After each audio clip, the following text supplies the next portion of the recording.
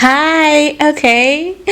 You're so welcome to this channel. Over here, we talk about marriage, relationships, sex, and anything pertaining to Christian or the biblical womanhood. Okay, so on today's edition, we want to discuss or talk about the reasons why Christian couples do not enjoy sex anymore. I'm not saying they don't have sex, they do, but do they really enjoy it? Is this something that they look forward to or they look up to, with their spouses? From the little people I have counseled who are actually Christians, I have realized that a bit of few is missing from their sexual lives, and I would want to discuss a few reasons why sex is boring to you. One is the unwillingness to try new things. Yes, Christian couples tend to get so stuck with one thing that at the end of the time gets boring. I'm not saying it doesn't work for you. It would work for you, but as time goes on, you tend to want to try new things that will spice up the marriage. But this is the case. A lot of Christian couple, they don't see the need to start with something like that. Either the man thinks that it doesn't work for him, or the woman thinks this doesn't work for her, and so you just get into bed, you do whatever you want to do the old way, the boring kind of thing, and that can really destroy the mood when it comes to sex. That can really make things go south if you're not someone who would love to try new things. But trying new things can really spice up your marriage. Trying new things can really help to put life into your love making. Just try something that will benefit both of you, or something that works out for both of you.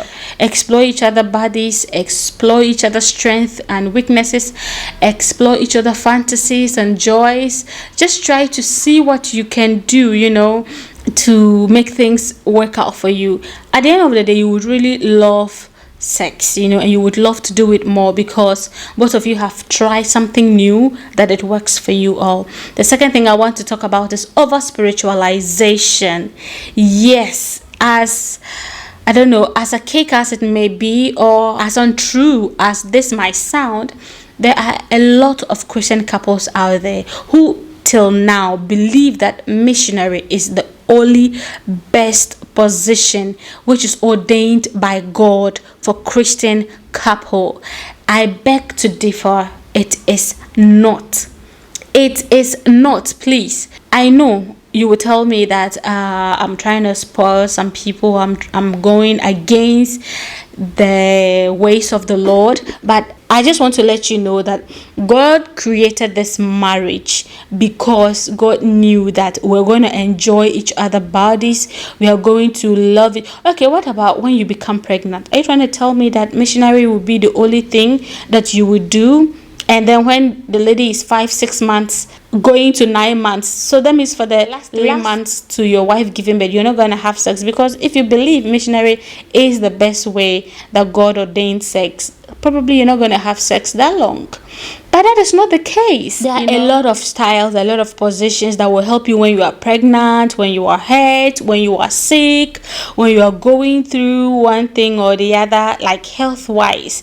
So don't just talk to me about missionary. Over spiritualization can kill the enjoyment of sex. There are some couples who pray every day before lovemaking. There are some who pray after lovemaking. There are some who pause to pray during lovemaking. All of that can be over spiritualization, which sometimes, when not taken well by one spouse, might destroy the mood for sex.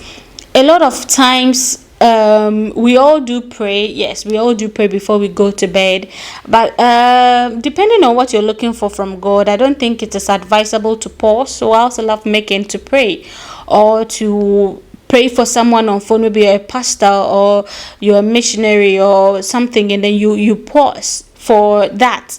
Probably you are fasting and you tend not to allow your spouse to have control over your body. That is over spiritualization, So to say a few about this, over spiritualization is a sex killer, and we need to deal with it.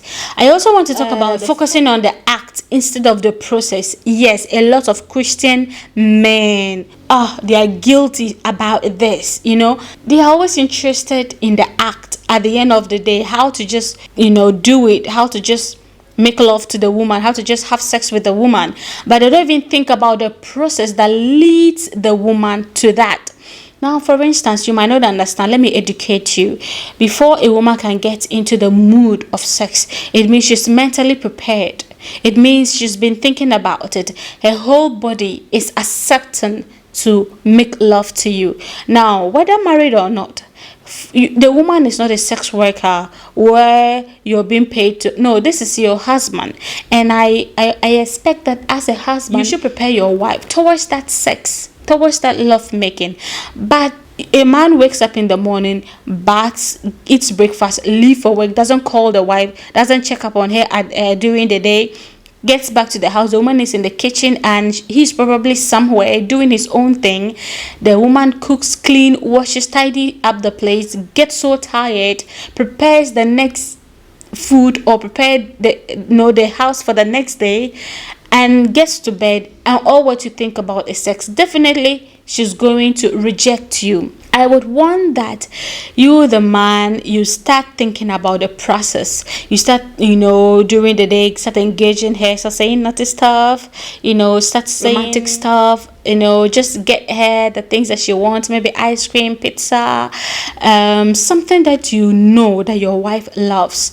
That can get, it can even be as simple as tidying up the place, bathing the kids in the evening, feeding them, arranging the house, washing the plates after you finish eating.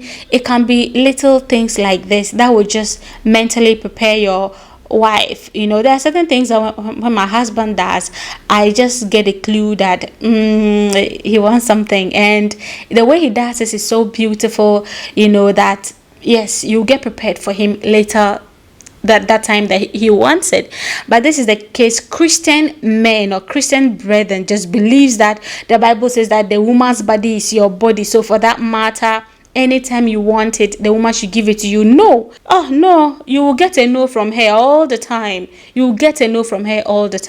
So please, Christian brethren, support your wives, help them as you need to, so that whatever thing that you also want, they can give it to you. The fourth thing I want to talk about is hygiene, vaginal hygiene, mouth hygiene, odor, body odor, whatever odor coming from whichever place, hey, I can't stress on this enough. Hygiene is so important as a woman. During the start of my videos, I spoke a lot about hygiene. We have a short urethra, and that makes us prone to diseases, candidiasis, bacterial vaginosis, fungal, infections. We are so prone to these things. Kindly try, to clean yourself after sex.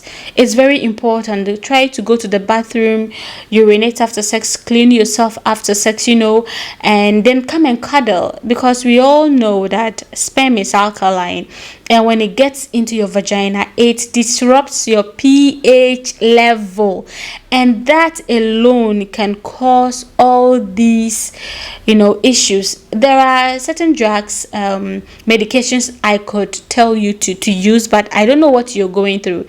You can kindly chat me up in comment section, or you can directly message me and I will tell you what to use if you're someone who is prone to getting infections anytime you meet your husband. Hygiene can also be from the man's side who doesn't shave. It's very good to shave. It should be a habit.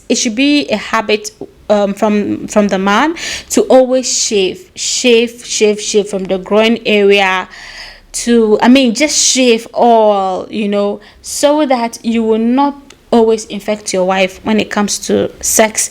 I also want to talk about mouth odor. Mouth odor can, it can just take the mood away when you're husband talks to you, or when your wife talks to you and she doesn't really smell good, it can really take the mood away. So kindly do well to check on it. It might be anything else. Check up with your doctor. Well, medically we call it halitosis, so you can check up with the doctor. Try to brush your teeth before that process. Try to bath or clean yourself before that process, whatever that it may be, so that anytime you're meeting your spouse, it's just wonderful. I also want to emphasize on overconfidence, or the Christian woman or the Christian wife having an underestimation of her husband's love for her, or the fact that your husband will not be out there, that nothing can get him, nothing can attract him, your husband will not fall for anything. It's bad. That myth that Christian men are very faithful to their women, they can never do this, they can never do that. Don't even try it. Because whatever your husband saw in you that got married to you, guess what? 1,000 of that is outside there. 1,000 of that is roaming about, very clingy. Okay, so you need to work on yourself so that your husband can really sustain that attraction, that love and everything for you. Do not think that you are the best that has ever happened to your husband, and whatever you're giving to your husband will not get it out there. Side chicks does better than you. Yes, single women who are running after people's husband, they perform better than you do. So up your game in the bedroom. Up your game, because you think your husband is a Christian man. Your husband will not be going out there to sleep with anyone, so your husband will not know how exciting it be to try other things. No, because a lot of Christian women are trying to always get away with this, because they have good husbands, they have loyal husbands, so they don't even try to impress the man in the bedroom. They don't even try to spice up things in the bedroom, because they believe they have Christian, loyal and faithful husbands. No, do not be that kind of a woman who will be doing that to your husband. Fine, your husband might really be loyal, might really be faithful to you, but is that your best that you can give to your husband? You can do better. I also want to talk about the lack of knowledge for sex. The lack of knowledge to please your spouse in the bedroom, the lack of knowledge to try new things, the lack of knowledge to, up your game, lack of knowledge because probably your wife has given birth, or due to ill health, due to some hormones or due to other things that is happening, and you don't have any solution to that. Lack of knowledge can really be a reason why Christian couples do not enjoy sex. So what am I trying to say? I'm trying to tell you to seek for knowledge. You get knowledge about your career. You read all kinds of books about the courses you want to, probably in the future. You get knowledge about financial literacy. You get knowledge about building a home, doing all kinds of things. But when it comes to sex, you just believe that the Lord will lead the way. You just believe that the Lord will come through for you. There's no need to learn about sex once you get to the bedroom. Nobody will teach you to dance when you get to the dance floor. Really, we have dance teachers all over the world. We have people who pay for people to teach them how to do certain things. I am not saying that you go and pay for someone to teach you how to make love to your husband or to your wife, but I just believe that if you seek knowledge about love making, you would end up sustaining your marriage for a long time, because both of you would enjoy sex. Sex is just few minutes in marriage, but if you don't get the best of it, it might ruin your marriage. Selfishness. I know that some Christian men now still believe that a woman doesn't need to get sexual satisfaction from sex. They believe women were created for them, so theirs is just to enjoy the woman and walk away. But the woman is rather to succumb to the fact that he is the man, and accepted that she's not supposed to enjoy sex. There are even some men who believe that women are not supposed to eat meat. The meat is for the man, and that is not right. That is not good. There are some women who have been married for over 4, 5, 6 years, and they don't even know anything about orgasm. They hardly know anything about orgasm because that man has not put in effort to help that woman achieve what sexual satisfaction is. It is work. I will not lie to you. It is work. A man would take just less than a minute to be sexually aroused. A woman can take about 40 minutes, even to an hour, just to get there, just to be lubricated down there. And if you're not, if you're a selfish man, you will not even have the time to do this because you believe that you just need to go in there, exert yourself and then come out, whilst the woman is lying there not even knowing what it means. People have given birth to 3, 4 babies and they don't even know what orgasm is. I think that is selfishness, whether conscious or unconscious. That is selfishness. You should try to ask your wife, what do you want? How do you want it? Is there anything I'm not doing well? You should try to communicate in sex. You communicate to her about paying school fees, taking the kids to changing their schools, and what to wear, what you'll be eating, and you communicate about almost everything in the house. But when it comes to love making, you are quiet and enjoying the sex, whilst the woman is just lying there, not even knowing what you are doing. I don't think it's the best. You should try to not be selfish. No. And be good to your wife. Let her enjoy sex as well. Let her enjoy sex. Now, if you start to enjoy sex for so many times in a row and your wife doesn't, she's going to be resentful. Resentful will gradually lead to lack of sex because she feels that this sex is work. It's work. But sex actually is not work without result or without reward. You work and both of you have a reward of orgasm at the end of the day. But if one is working and at the end of the day don't get a result, the person will stop working because it's not worth it, So selfishness can really be something that kills Christian couples when it comes to sex, general health of the woman. What can that be? When you lack supplements, when you lack certain vitamins, when you lack certain nutrients, when you don't exercise is an immune booster. Exercise is a lubricant that will just makes sex wonderful. Exercise is like an aphrodisiac or like a Viagra. It just gives you that, exercise is great. That's all I'm trying to say.